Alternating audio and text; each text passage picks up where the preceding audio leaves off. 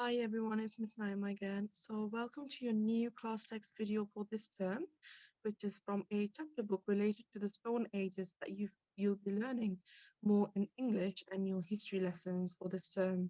So the book we'll be reading this term will be from the book of Stig of the Dump, which is written by Clive King. So let's read together, and when I read the class text, please follow with me so you can understand the class text as well. Okay. The ground gives way. If you went too near the edge of the chalk pit, the ground would give way. Barney had been told this often enough.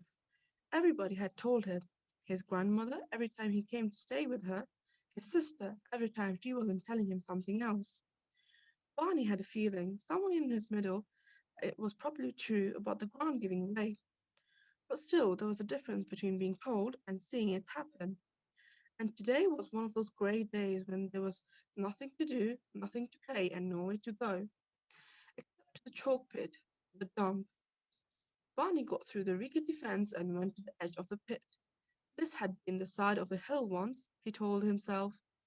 Man had come to dig away chalk and left this huge hole in the earth. He thought of all the sticks of chalk they must have made, and all the blackboards in all the schools they must have written on. They must have dug and dug for hundreds of years, and then they got tired of digging, or somebody had told them to stop before they dug away all the hill. And now they did not know what to do with this empty hole, and they were trying to fill it up again. Anything people didn't want, they threw it into the bottom of the pit. He crawled through the rough grass and peered over. The sides of the pit were white chalk with lines of flint poking out like bones in places. At the top was crumbly brown earth and the roots of the trees that grew on the edge.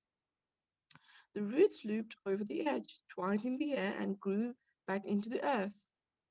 Some of the trees hung over the edge, holding on desperately by few roots.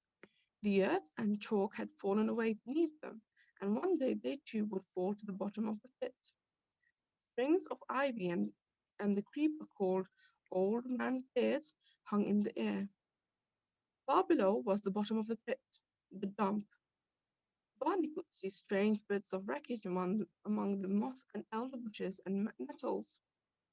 As you can see, that's a really confusing word. So have a think. What could nettles mean? Have a guess. If you want, you can search this word up and see its meaning and definition. Was that the steering wheel of a ship? The tail of an aeroplane? At least there was a real bicycle. Barney felt sure he could make it go only if only he could get at it. They didn't let him have a bicycle. Barney wished he was at the bottom of the pit, and the ground gave way. Now, this line over here, and the ground gave way, keeps repeating itself in the book. So why do you think that is? What do you think that line means? And the ground gave way. What is the author trying to tell us? Have a think. Barney felt his head going down and his feet going up. There was a rattle of falling earth beneath him. Then he was falling, still clutching the clump of grass that was falling with him. This is what it's like when the ground gives way, thought Barney. Then he seemed to turn a complete somersault in the air, bumped into a ledge of chalk halfway down, crashed through some creepers and ivy and branches, and landed on a bank of moss. His thoughts did those funny things they do when you bump your head and you suddenly find yourself thinking about what you had for dinner last Tuesday, all mixed up with 7 times 6. Barney lay with his eyes shut, waiting for his thoughts to stop being mixed up. Then he opened them. He was lying in a kind of shelter. Looking up, he could see a roof, or part of a roof, made of elder branches, a very rotten old carpet, and rusty old sheets of iron. There was a big hole, through which he must have fallen. He could see the white walls of the cliff, the trees and creepers at the top, and the sky clouds passing over it. Barney decided he wasn't dead. He didn't even seem to be very much hurt. He turned his head and looked around him. It was dark in this den after looking at the white chalk, and he couldn't see what sort of place it was. Now let's pause there. What do you think? Where do you think Barney is right now?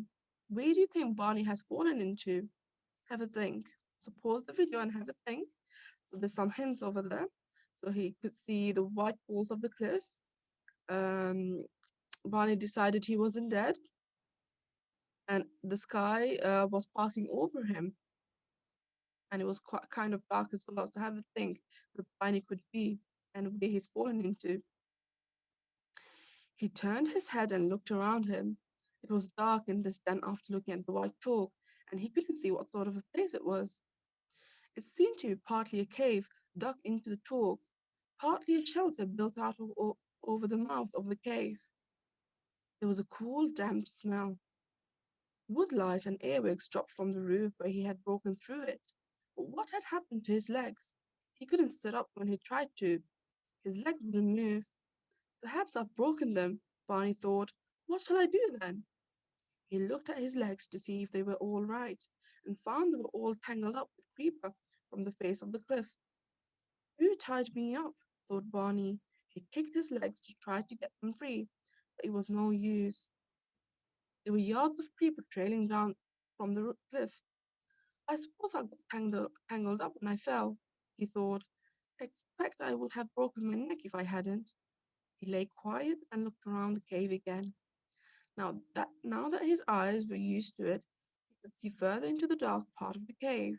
There was somebody there, or something. Okay, let me stop sharing my screen with you.